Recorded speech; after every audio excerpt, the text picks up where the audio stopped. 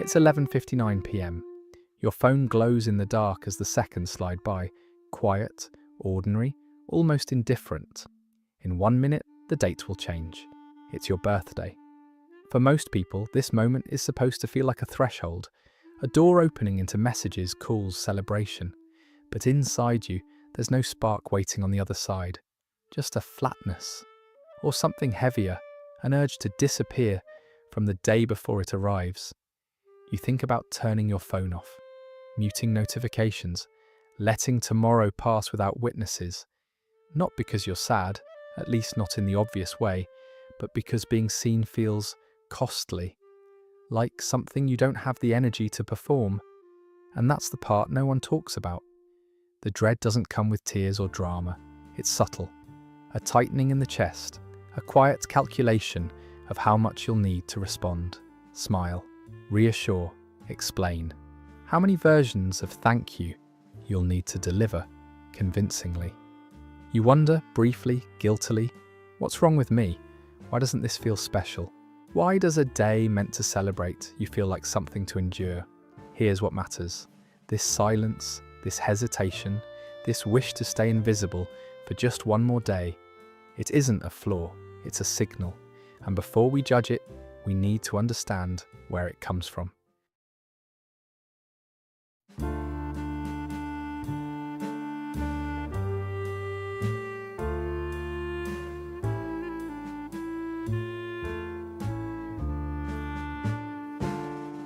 We don't just celebrate birthdays, we script them. From an early age, we're taught that this one day carries a specific emotional assignment. You're supposed to feel grateful, seen, happy, energized. The culture doesn't whisper this, it insists. Balloons, candles, posts, reminders. Even the question itself comes loaded. So what are you doing for your birthday? There's no neutral answer. This is what psychologists call the happiness imperative, the pressure to produce joy on demand. And the problem with that pressure is simple. Emotions don't work like appointments. You can't schedule meaning for 9 o'clock a.m. and expect your nervous system to comply. When your inner state doesn't match the outer expectation, something uncomfortable forms in the gap.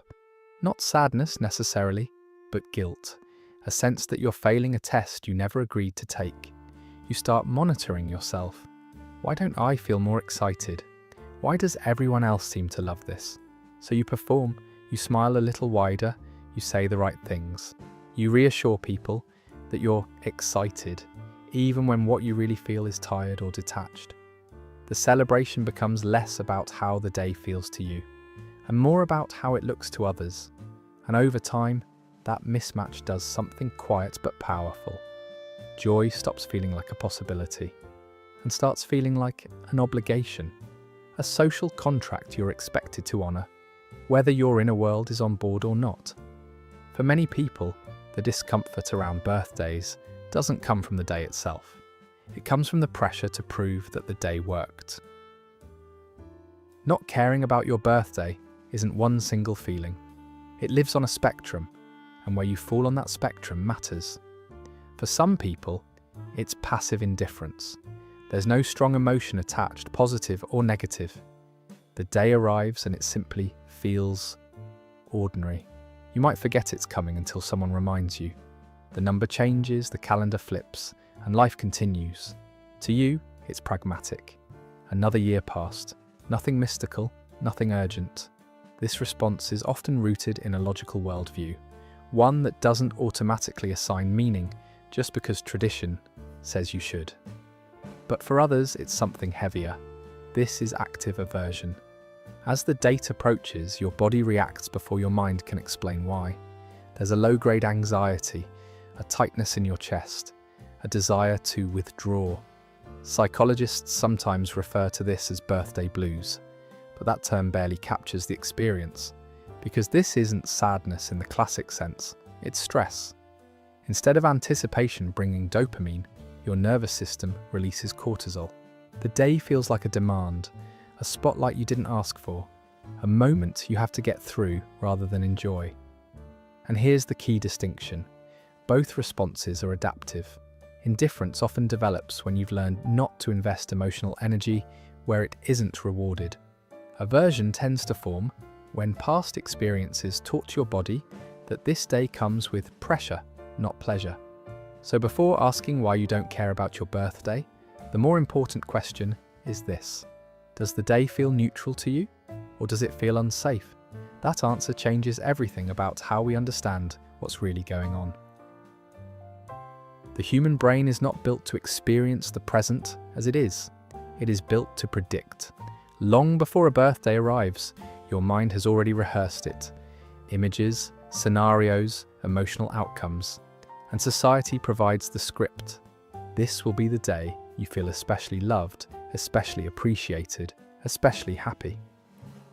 The expectation is set unusually high, sometimes impossibly high.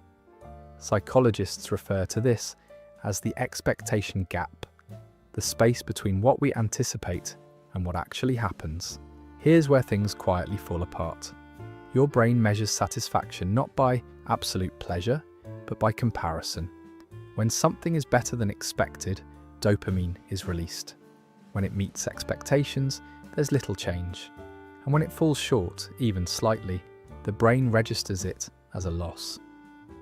On a normal day, the baseline is low.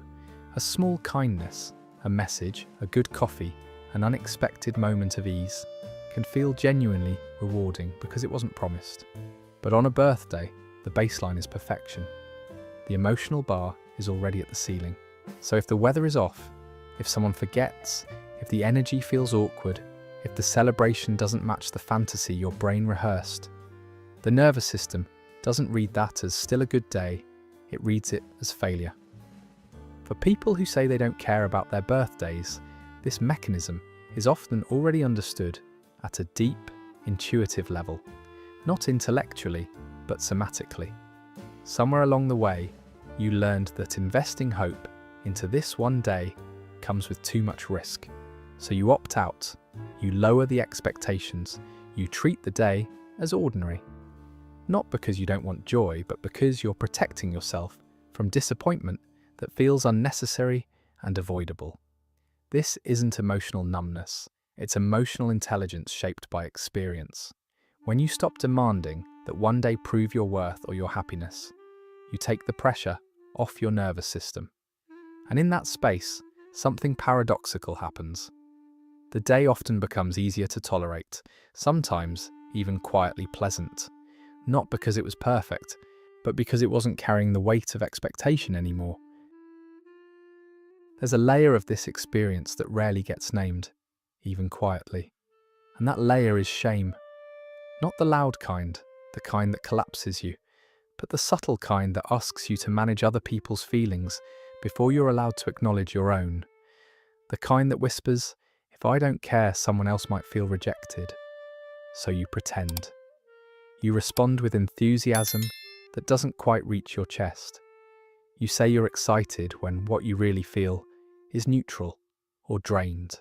You reassure people that their effort matters, even when the attention itself feels overwhelming. Not because you're dishonest, but because you're considerate. For many people, birthdays activate a deeply ingrained people-pleasing response. You've learned to read the room quickly, to anticipate disappointment before it happens, to smooth it over before anyone has to feel it. The goal isn't celebration, it's damage control, and that's exhausting. What makes it harder is the unspoken social rule. If you don't care about your birthday, you're assumed to be cold, ungrateful, or emotionally distant. So instead of being honest, you perform gratitude, you perform joy, you perform being easy to celebrate. Over time, the day stops feeling like it belongs to you at all. It becomes a responsibility to show up correctly, to react appropriately, to make sure no one leaves feeling awkward or unappreciated. Here's the truth most people never say out loud. Sometimes not caring about your birthday isn't about indifference. It's about being tired of carrying other people's emotional comfort on a day that was supposed to be yours. And that quiet shame, the belief that your real reaction might hurt someone, is often what makes the whole thing feel so heavy in the first place. Beyond the cake and the messages, a birthday carries something heavier. It marks time. No matter how much we try to ignore it, a birthday is a biological signal, a quiet reminder that another year has passed and that time is not abstract. Psychologists call this mortality salience, the moment when awareness of our own finitude drifts into consciousness, not as panic but as weight, because the number doesn't arrive alone. It brings questions you didn't invite. Where am I really? Am I where I thought I'd be by now? Did I waste time? Or did time simply move differently than I expected? These questions surface whether you want them to or not. The day becomes an unspoken life review. And the culture around us doesn't make this easier. We're surrounded by timelines, milestones tied to age, success measured against decades, quiet comparisons scrolling past us daily. When your birthday arrives, it turns those comparisons inward. You don't just notice the year you've gained, you notice what you haven't checked off. For many people, this is where the discomfort deepens. It's not the aging itself that hurts, it's the evaluation. The sense that the number demands an explanation you don't feel ready to give. So opting out, treating the birthday like any other day, becomes a way of staying present rather than judgmental. A refusal to reduce your life to a snapshot or a scoreboard. Because growth doesn't move in clean increments, meaning doesn't follow calendars, and becoming who you are isn't something that can be audited once a year. For those who say they don't care about birthdays, it's often not denial. It's a quiet choice to let life continue unfolding without forcing it to justify itself on a single symbolic day. For many people, the discomfort around birthdays has less to do with time and more to do with attention. Modern birthday culture is deeply extroverted. It centers on gatherings, group energy, being watched, being responded to. You're expected to sit in the middle of the room while people look at you, speak about you, and wait for your reactions. For some nervous systems, that's energizing. For others, it's draining. If you're introverted, being the focus of attention isn't neutral, it's costly. Psychologists call this the spotlight effect, the heightened awareness of being observed and evaluated. When you open a gift, you're not just receiving it, you're performing appreciation. Your face, your tone, your timing, all feel monitored. You're managing expectations in real time, making sure your reaction matches what others hope to see. That kind of emotional labor adds up quickly. What's often misunderstood is this: wanting a quiet birthday doesn't mean you dislike people. It means your nervous system restores itself in low stimulation environments. Silence, familiarity, predictability, these aren't signs of withdrawal, they're forms of regulation. So when someone says they'd rather spend their birthday alone, or with one person, or doing something ordinary, they're not rejecting connection. They're choosing sustainability. They're protecting their energy so they don't end the day depleted and disconnected from themselves. In a culture that equates visibility with value, this preference can be misread as coldness, but it isn't. For introverted people, the most meaningful moments don't happen under a spotlight. They happen off to the side, quiet, unobserved, and deeply felt. And honoring that on your birthday isn't antisocial. It's self-aware. Our relationship with birthdays rarely begins in adulthood. Most of the time, it's formed quietly, years earlier, before we ever had language for it. Think back to your early birthdays. Not the photos, but the feeling. Was the day actually about you or about managing the mood of the adults in the room? Maybe the celebration was chaotic. Maybe it was tense. Maybe it came with arguments behind closed doors or expectations you didn't understand. Or maybe it was forgotten altogether, overshadowed by a sibling, a crisis, or simply a lack of attention. Children notice these things. When a child learns that their birthday brings stress instead of safety, something subtle happens. They stop attaching hope to the day, not consciously, but neurologically. The nervous system remembers, this isn't a place where my needs are met. In some families, the message is even clearer. A child might say they want something simple, a quiet afternoon, a small gesture, and be told no. A big party is thrown instead, because that's what birthdays are supposed to look like. The child learns an important lesson. What I want doesn't matter here. Psychologists call this learned helplessness. When preferences are repeatedly ignored, the mind adapts by disengaging. Over time, caring feels pointless. Even as adults, long after we technically have control, those early pathways remain. Birthdays don't register as opportunities for choice. They register as events that happen to you. You brace instead of anticipate. You detach before you're disappointed. This isn't immaturity, it's memory. The body doesn't forget what the mind learned early, whether a day was safe, overwhelming, or invisible. And when birthdays were never truly yours to begin with, not caring becomes a way of protecting something younger inside you, something that learned long ago to expect very little in order to survive.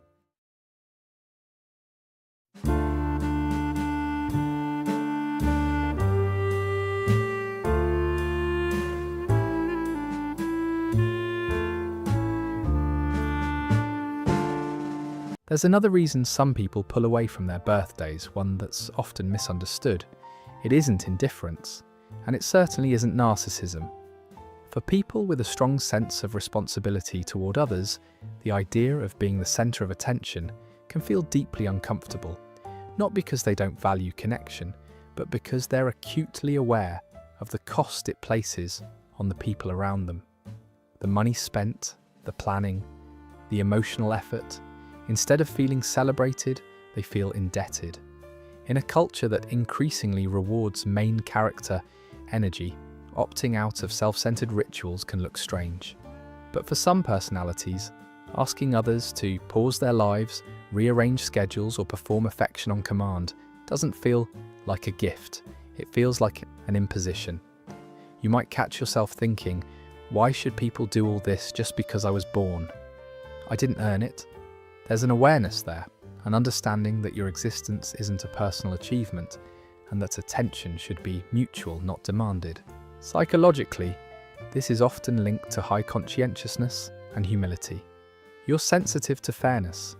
You don't want to create discomfort for others in order to feel special yourself. The problem is, this gets misread. When someone says they don't care about their birthday, they're often labeled cold, distant, or emotionally avoidant. But in many cases, the opposite is true. They care so much about the emotional climate around them that they'd rather minimize their own needs than risk making someone else feel burdened. Not wanting the spotlight doesn't mean you don't deserve care. It means your values don't revolve around being centered, and that difference matters more than people realize. So where does all of this leave you? If you've never cared about your birthday, or if you've slowly learned not to, it doesn't mean something is missing in you. It means you've been listening to yourself more closely than most people are taught to. A birthday doesn't have to be a performance. It doesn't have to prove anything. It doesn't have to look joyful to count as meaningful. When you strip away the expectations, what remains is something surprisingly simple. A day that belongs to you. Reclaiming your birthday doesn't mean rejecting love or connection. It means redefining what care looks like in a way your nervous system can actually receive. Maybe that's working as usual, because structure feels grounding. Maybe it's a quiet walk, a book, a meal you enjoy without commentary. Maybe it's doing nothing at all. The moment you stop forcing yourself to care in the right way, the pressure dissolves. And in that absence of pressure, the day can finally soften. Not because it's special, but because it's honest. There's a quiet power in choosing alignment over appearance, in letting your life move at the pace that fits you, not the calendar.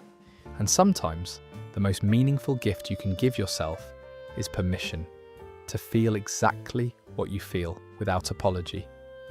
If this video put words to something you've carried quietly, you're not alone. This channel exists for conversations like this, about the subtle, often unspoken patterns that shape how we experience ourselves. If you found value here, consider subscribing to the channel. And I'd really like to hear from you. Do you celebrate your birthday, or do you treat it like any other day? Share your experience in the comments below. Thank you for watching.